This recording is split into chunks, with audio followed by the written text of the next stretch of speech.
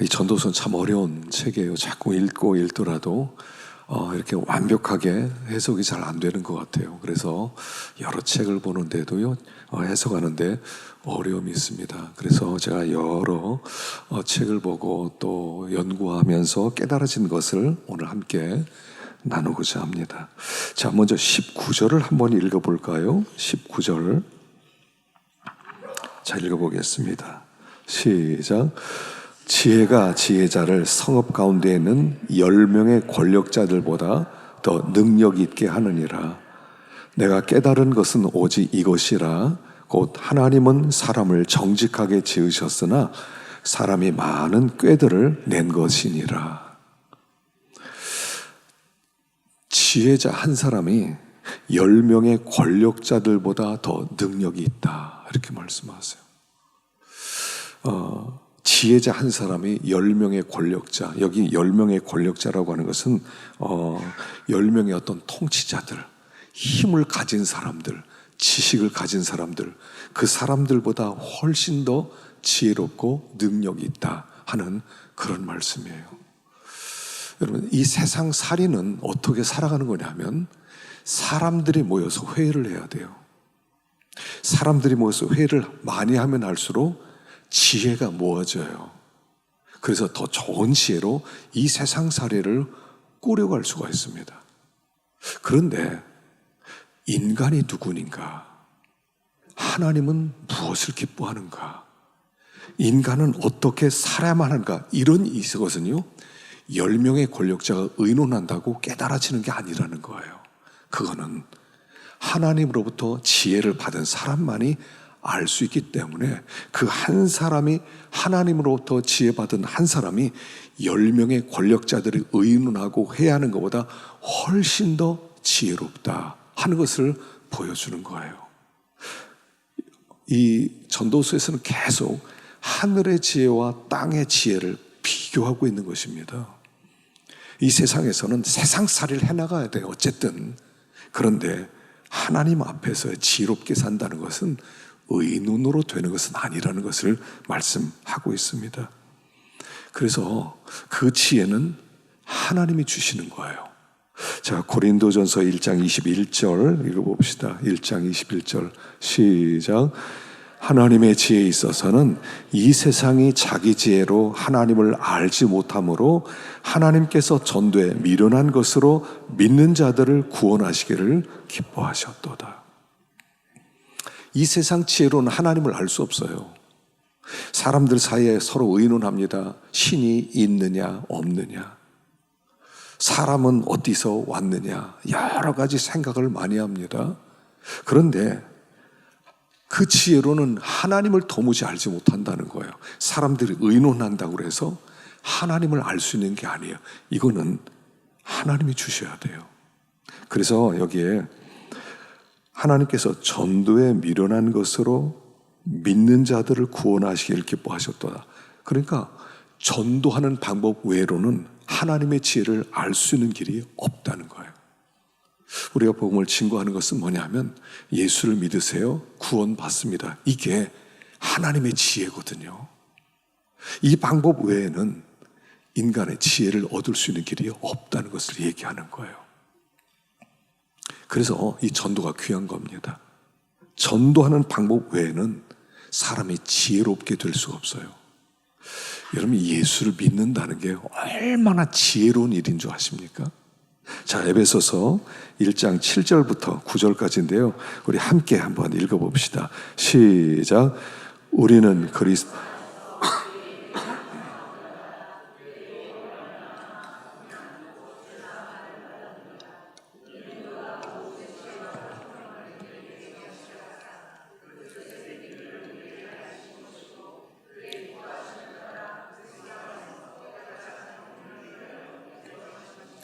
자, 뭐라고 하냐면요, 그리스도 안에서 은혜의 풍성함을 따라 그의 피로 말미암아 죄산 받았다.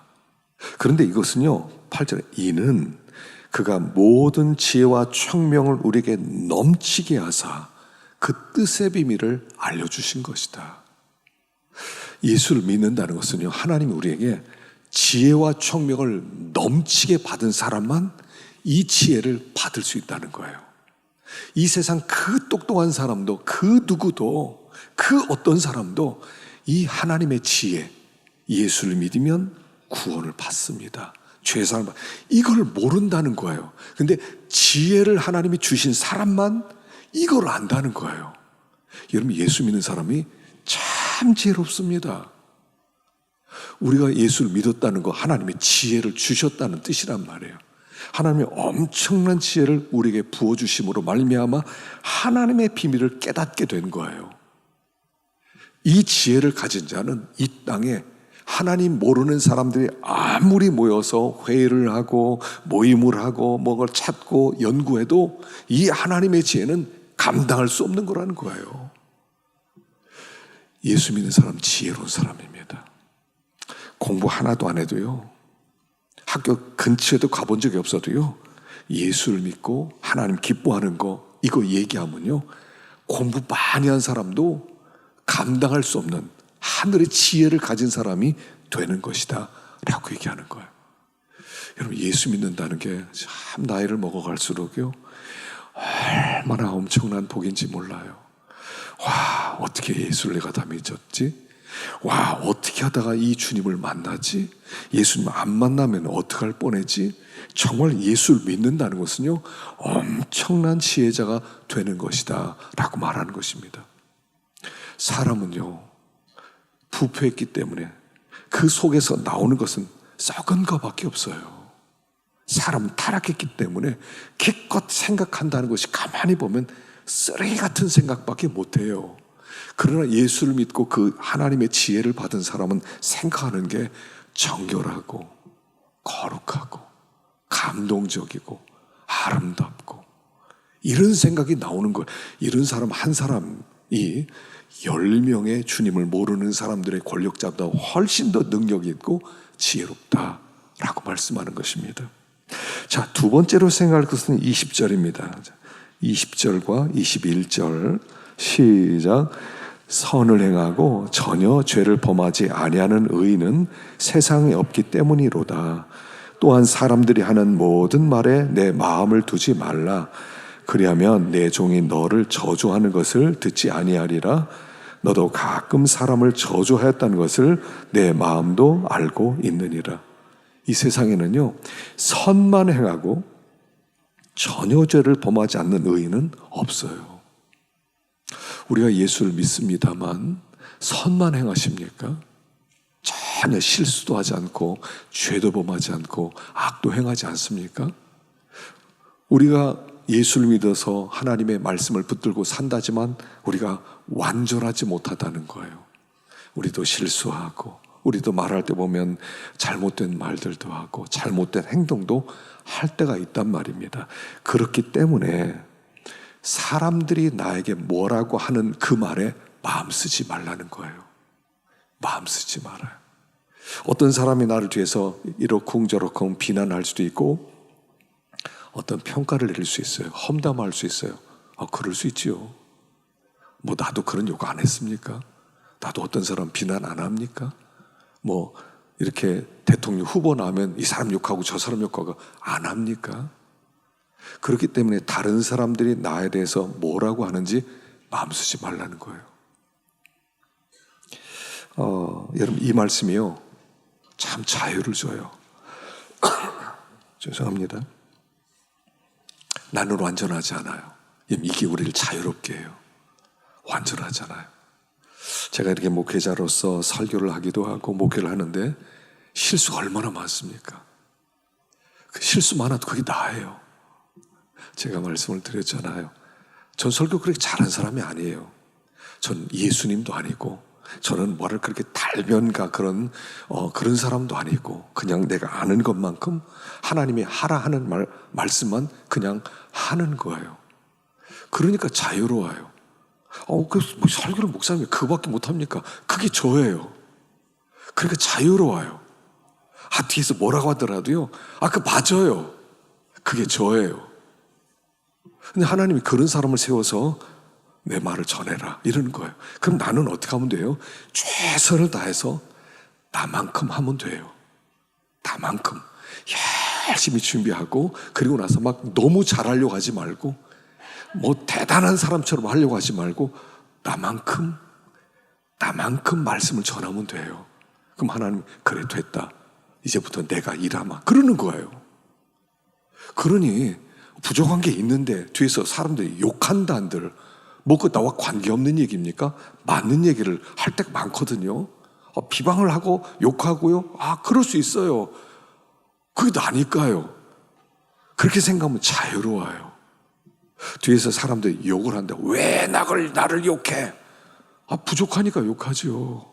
욕할 수 있죠. 세상에서 살아가면서 이런 말 저런 말 하지 않습니까? 그냥 두루 이 사람 얘기도 하고 저 사람 얘기도 하면 안 좋지만 그러고 있잖아요.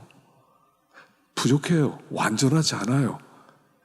여러분, 아름답다는 말이 어떤 뜻이냐면, 아름답다, 그 아름이라는 것이 나란 뜻이래요.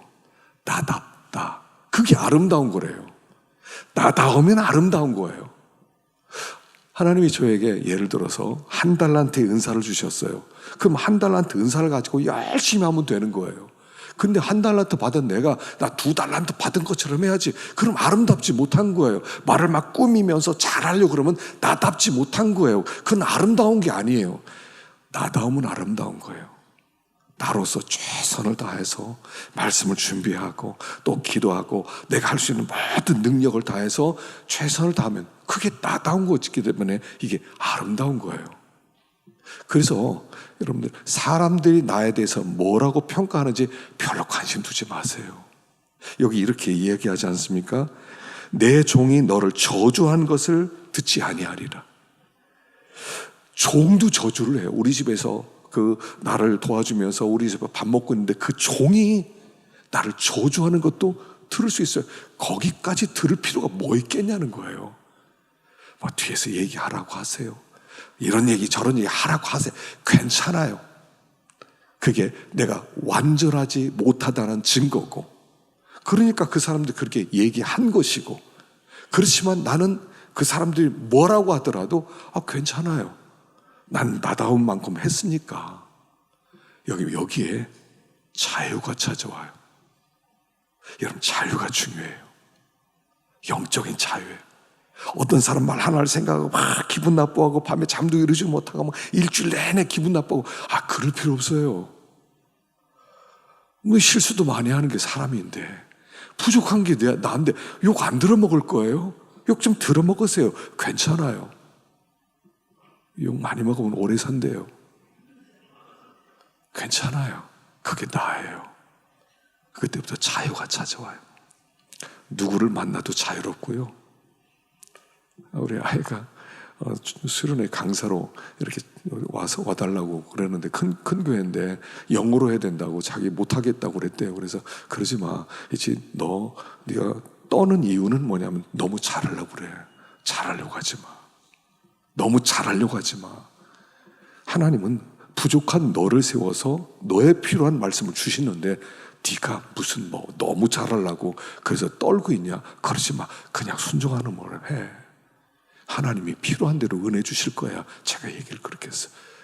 예전에 저도 그랬거든요. 막 설교 못할까 봐. 설교 못하면 어떡하지? 큰일 나는데 막 밤에 잠도 이루지 못하고 어떻게 설교를 죽 썼다 이런 막 그냥 일주일 내내 기분이 나쁘고 막 그랬어요. 그럴 필요도 없는 건데, 우리가 완전하지도 않은 주제에 뭘 완전한 척 하려고 그래요. 여러분, 신도 욕을 먹는데요, 하나님도 욕을 먹어요. 근데 우리 같은 사람이 욕 안 먹으려고 그래요? 너무 사람들 말에 귀를 기울이지 마세요. 이런 말 저런 말 다 지나가게 돼 있어요. 다 지나가요. 완전한 의인은 없고요, 나도 완전하지 않아요. 또 완전해지려고도 하지 말고 나에게 주신 대로. 아이들도 그래요. 여러분, 자녀 교육할 때 우리 아이가 공부를 못해요. 그러면 이 자녀서 왜 공부를 못해? 은사가 없어서 공부를 못할 수 있어요. 하나님이 공부에 은사를 안 주셨는데 어쩌란 말이에요. 얘가 나 열심히 했는데 성적이 안 올라가. 나 어떡하면 좋겠어? 그러면 격려해 주세요. 그래, 잘했어. 그만큼 잘한 거야. 이렇게 격려해 주세요. 물론 어떤 아이는 막 더 잘할 수 있는데 게으름 피고 농땡이 피워서 안 하는 아이들은 좀 혼낼 필요도 있지만 웬만하면요 공부에 대한 은사가 없어요. 1등은 한 명밖에 없어요. 1등은 한 명밖에 없는데 최고의 은사 받은 사람이 공부 잘하는데 우리 아이가 공부의 은사를 그렇게 많이 받았어요. 그렇지만 하나님은 우리 아이를 이 땅에 보내셨을 때 또 다른 능력도 주셨다는 거예요. 그러니까 완전한 걸 찾지 마세요. 너무 완전한 걸 찾지 마세요. 너네 그것도 못해 그것도 못해 이 말 좀 하지 마세요. 제발 좀 아이들 기죽이지 마세요. 참 나쁜 교육법이에요. 격려해 주세요. 그 정도면 잘했어. 아름다운 거예요. 아름다운 거예요. 완전한 의인은 없다 하는 것입니다. 솔로몬은 참 전무후무한 지혜를 가지고 있던 사람이에요. 그러다 보니까 그 지혜에 관심이 많았어요. 그래서 스스로 이르기를 내가 지혜자가 되리라. 내가 진짜 지혜를 얻어야 더 많은 지혜를 얻어야 되겠다. 그랬는데 지혜가 나를 멀리하고 도망치더라는 거예요.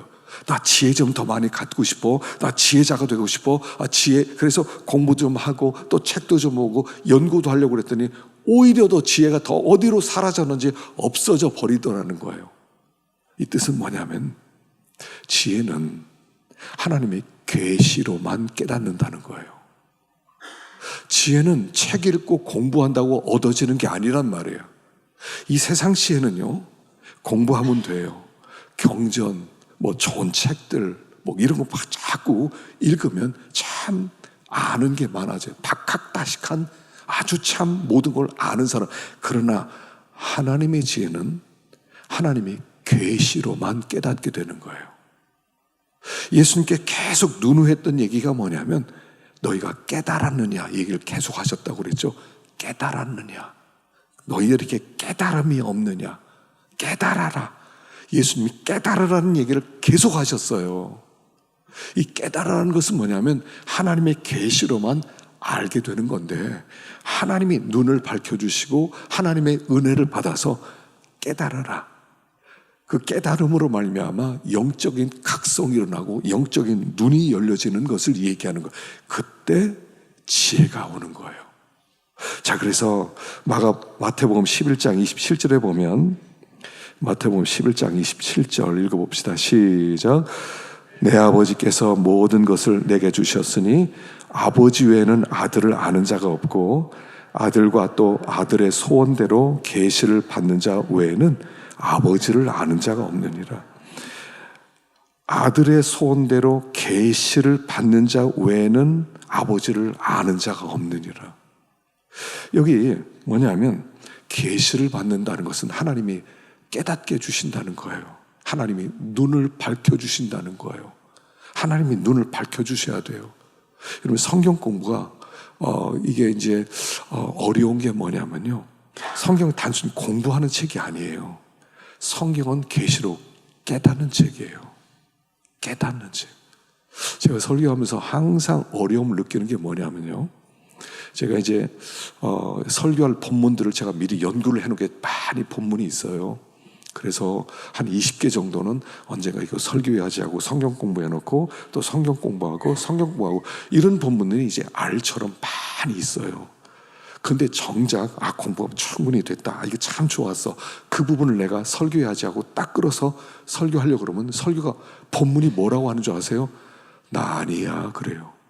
본문이 나 이번 설교 아니야 하고 본문이 피해버려요. 여러분 그 감정 아세요? 나 연구 열심히 했어요. 이번에 이걸로 참 은혜 끼칠 수 있었어요. 근데 있을 것 같아서 정작 연구로 들어가면 본문이 얘기를 해요. 나 설교 본문 아니야. 하지 마. 본문이 얘기를 그렇게 해요. 그럼 난감해져. 이거 아니야? 그럼 다른 본문 연구한 거 또 묵상합니다. 나도 아니야. 이렇게 얘기하세요. 여러분 설교는 공부하고 달라요. 중요한 것은 뭔지 아세요? 영감이 있어야 돼요. 공부로 되는 게 아니에요. 하나님이 그걸 깨달음을 주셔야 돼요. 그게 힘든 거예요. 그 하나님이 영감이 오지 않을 때 그때는 참 힘들어요. 막 밤을 새기도 하고 꿈속에서도 막 본문 가지고 씨름하기도 하고 하나님이 언젠가 눈을 쫙 밝혀져서 어떤 부분에 마치 플래시로 쫙 서치라이트처럼 본문을 비춰주실 때가 있어요. 그럼 그때 이거였구나, 이게 나와, 이거였구나. 깨달아야 돼요. 지혜는 내가 얻는 게 아니에요. 하나님이 보여주셔야 돼요. 눈을 밝혀주셔야 돼요. 머리가 환해져야 돼요. 그때 조금 아는 거예요. 자, 그런데 그 다음에 뭐 있냐면, 이미 있는 것은 멀고 또 깊고 깊도다 누가 능히 통달하랴. 여러분, 알면 알수록 모르겠어요. 하나님의 세계는요, 내가 좀 뭐 좀 알았다 생각하는 순간 그게 전부, 이 하나님의 그 어마어마한 진리의 세계, 마치 이 우주처럼 어마어마한 하나님의 은혜 세계, 진리의 세계가 펼쳐져 있는데, 내가 기껏 아는 것은 요거 하나, 뭐 플래시 불빛 하나 있는 거, 요거밖에 몰라요. 너무 큰 세계예요. 너무 큰 세계예요. 그렇기 때문에 이 하나님의 큰 세계를 생각할 때, 와, 나는 아는 것도 없구나, 이런 마음이에요. 아는 것도 없구나. 내가 안다, 그런 얘기 있죠. 책 한 권 읽은 사람이 제일 똑똑하다고. 그런 책 10,000권 읽어보세요. 그 세계가 너무 커요. 그 세계가 너무 크면 내가 아는 건 아는 것도 아니에요. 아, 그냥 지금 하나님 요거 깨우쳐 주신 거 요거 하나 조금 알고 있구나. 아, 난 진짜 몰라. 하나님의 세계가 너무 커. 여러분, 이 하나님의 세계가 너무 크다는 거, 근데 나는 아무것도 모른다는 거, 이 사람이 똑똑한 사람이에요. 다 안다. 아무것도 모르는 사람이고. 대가는 겸손해요. 그래서 대가는 교만하지 않아요. 어떤 한 분야의 박사들은요, 이 분야가 얼마나 깊다는 걸 알기 때문에 함부로 자랑하지 않아요. 음악하는 사람 보세요. 여러분, 우리는 음악교회에 들어가서 뭐 피아노 치면 잘 몰라요. 맞았다 틀렸다 이거밖에 몰라요. 그러나 음악을 많이 한 사람은 그 속에서 음악을 들어요. 뭐 이렇게 조금 틀리고 이러지라도 음악이 들려요. 와! 여러분, 베토벤의 교향곡이 9개가 있거든요. 이건요, 매년 이게 공연이 돼요. 매년 공연이 돼. 아니, 뭘 그 매년 공연을 해요. 똑같은데. 아, 그냥 CD 틀어놓고 하나 들으면 되지. 그런데 이런 지휘자가 지휘한 그 고향 교향곡이 음악이 다르고, 다른 사람이 또 똑같은 악보를 가는데 또 다른 음악이 나오고, 다른 음악이 나와요. 깊은 거예요. 음악을 아는 사람은요, 보고 감동을 해요.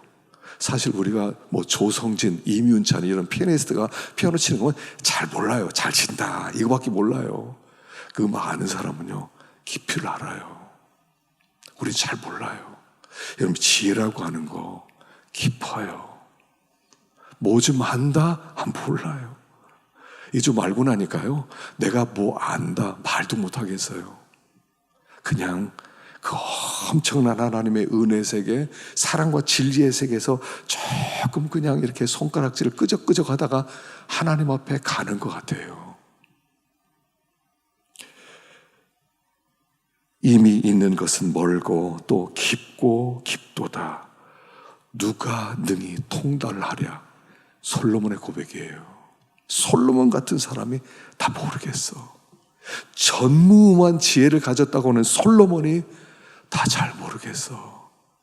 내가 뭐 글도 좀 쓰고 뭐 잠언 격언도 좀 만들었는데 깊어, 깊어 이렇게 말씀하는 거예요. 여러분, 하나님의 세계는 깊어요. 하나님의 사랑도 깊어요. 하나님이 그냥 보여주시는 거, 그거 조금 보고 기뻐하고 즐거워하고 누릴 뿐이지요. 25절 보십시다. 25절 시작. 내가 돌이켜 전심으로 지혜와 명철을 살피고 연구하여 악한 것이 얼마나 어리석은 것이요 어리석은 것이 얼마나 미친 것인 줄을 알고자 하였더니, 마음은 올무와 금을 같고 손은 포승 같은 여인은 사망보다 더 쓰다는 사실을 내가 알아내었도다. 그러므로 하나님을 기쁘게 하는 자는 그 여인을 피하려니와 죄인은 그 여인에게 붙잡히리로다. 솔로몬은 부인, 처첩이 1000명이었어요. 1000명. 주변에 1000명의 여인들이 있었단 말입니다. 그리고 그 여인들 때문에 솔로몬이 하나님을 떠나고 버려서 우상을 섬기다가 하나님께 몇 번이나 책망됐고, 그러면서 후에 겨우 돌이켜서 고백한 내용이란 말이에요. 손이 포승 같은 여인, 마음은 올무와 금을 갖고 손은 포승 같은 여인은 사망보다 쓰다. 그 주변에 그의 솔로몬의 마음을 돌이켜서 우상을 섬기게 하고 그 우상 때문에 그가 얼마나 고통을 당했는지 죽음보다 쓰다고 그랬어요. 계시록에 음녀라고 그러죠. 음녀 한번 보겠습니다. 17장 1절부터 보십시다. 17장 1절부터 시작. 또 7 대접을 가진 7 천사 중 하나가 와서 내게 말하 이르되 이리로 오라. 많은 물 위에 앉은 큰 음녀가 받을 심판을 내게 보이리라. 땅의 임금들도 그와 더불어 음행하였고 땅에 사는 자들도 그 음행의 포도주에 취하였다 하고 그 성령으로 나를 데리고 광야로 가니라. 내가 보니 여자가 붉은빛 짐승을 탔는데 그 짐승의 몸에 하나님을 모독하는 이름들이 가득하고 7 머리와 10 뿔이 있으며. 음녀가 있대요. 음녀가. 그래서 음녀가 너무 아름답게 꾸미고 붉은 짐승을 타고 그리고 사람들을 미혹해서 하나님을 떠나게 만드는 음녀가 있더라는 거예요. 여기 여자, 꼭 음녀, 여자를 얘기하는 게 아니에요. 유혹해서 하나님 떠나게 만드는 모든 세력들, 모든 요소는 다 음녀다. 여기 마음이 올무와 같고 오물과 금을 같고 손이 포승 같은 여인. 마음이 올무 같아서 어떻게 이 사람을 똘똘 이렇게 붙들어매서 꼼짝 못하게 만들지, 그 손은 포승 같아서 그냥 어떻게 이 남자를 꼼짝 못하게 만들고 내가 원하는 대로 조종할 수 있지, 그래서 하나님 떠나게 만들지 하는 그 여인들은 사망보다 쓰다는 거예요. 우리 주변에 이런 요소들이 많이 있다는 거예요. 우리의 마음을 돌리게 만들려는 이 땅에 좋은 것들이 얼마나 많은지 몰라요. 시간들을 거기에 빼앗기고 물질을 빼앗기고, 그리고 후에는 아주 쓴 인생. 삼손도 들릴라라는 여자를 만났죠. 아주 이런 여자를 만났어요. 그를 꼼짝달싹 못하게 하기 위해서 그에게 갖은 아양을 떨고 나중에 비밀을 얘기해서 눈이 뽑히고. 여러분, 눈이 뽑혔다는 것은 자유가 사라졌다는 거예요. 눈이 없으면 자유가 없는 거예요. 여러분, 몸이 1000냥이면 눈이 900냥이라고 그래요. 그러니까 몸을 팔면 1000냥을 받을 수 있는데 그러면 눈만 900냥이란 얘기예요. 그렇게 소중하다는 거예요. 근데 눈이 뽑혔어요. 자유가 없다는 거죠. 이 음료의 특징은 우리 자유를 빼앗아가는 거예요. 여러분, 우리의 자유를 빼앗아가는 모든 것들은 다 음료다 하는 거예요. 여러분, 신앙생활 하면서 최고의 축복은 뭐냐면 자유예요. 진리를 알지니 진리가 너희를 자유케 하리라. 하나님이 우리에게 주신 축복은요, 자유의 축복이에요. 그래서 자유는요, 평안해요. 자유로운 것은요, 평안해요. 여러분, 그 야생에 있는 사자는요, 뭐 짐승들이 왔다 갔다 하더라도요, 사지 뻗고 자요. 평안해요. 힘이 있으니까 아무도 못 건드리는 거죠. 자유예요. 여러분, 예수를 믿으면, 그 믿음이 견고해지면 자유가 와요. 어떤 것에도 매이지 않아요. 어떤 것도 나를 괴롭히지 않아요. 어떤 것에서도 두려움이 없고, 어떤 것도 또 두려워하지 않고, 불안해하지 않고, 염려하지 않고, 이 자유가 와요. 그런데 그 자유를 빼앗아가는 요소들이 절비하다는 거예요. 자유로우세요? 영적인 자유가 있으세요? 평안하세요? 밤에 잠잘 때 잠을 잘 자세요? 아침에 일어나는 기쁨으로 일어나서 하루가 밝았다, 좋은 날이다, 이러시면서 일어날 수 있으세요? 자유로운 삶 그렇게 할 수 있어요. 이게 최고의 축복이에요. 근데 이걸 솔로몬이 빼앗겼단 말입니다. 솔로몬이 여기 이걸 뺏겨가지고 사명보다 쓴 인생, 삼손도 눈 뽑혀서 자유가 없어서 누군가 끌고 가지 않으면 갈 수 없는 그런 메인 삶을 살게 된다는 거예요. 여러분, 예수 믿는 사람을 보면 자유예요, 자유. 자유에서 기쁨이 나오는 거예요, 자유에서. 전쟁 일어나 보세요. 무슨 그런 거 어디겠습니까? 자유예요.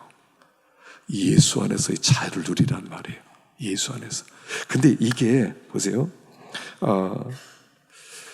이게요. 보세요. 이제 뒤에 그러므로 하나님을 기쁘게 하는 자는 그 여인을 피하려니와. 하나님을 기쁘게 하는 자는 그 여인을 피하려니와. 죄인은 그 여인에게 붙잡히리로다. 자, 하나님을 기쁘게 하는 자는 이런 여인을 피하게, 이런 유혹을 피하게 된다는 거예요. 진짜 자유가 온다는 거예요. 한 가지 마음을 가지고 있으라는 거예요. 어떻게 하나님 기뻐하지? 한 가지 마음, 어떻게 하나님 기뻐하지? 이래야 하나님 기뻐하나? 우리의 고민 하나예요. 하나님 기뻐하는 게 뭐지? 하나님 기뻐하는 대로 살아야지. 그러면 이 세상의 모든 우리를 사망보다 쓰게 만드는 그런 강력한 유혹의 요소들을 이겨낼 수 있다라고 말하는 거예요. 어떻게 하나님 기쁘시게 하지? 한 가지예요. 우리 일주일 내내 이것만 생각하면 돼요. 어떻게 하나님 기쁘게 하지? 어떻게 하나님 기뻐하지? 뭘 기뻐할까 하나님이? 뭘 기뻐할까? 내가 그 길 걸어가고 싶은데, 나 그 길 가야 되겠는데. 그러면 그 길 가려고 하면요, 이런 일 왔을 때, 이건 피해야지. 이건 피해야지.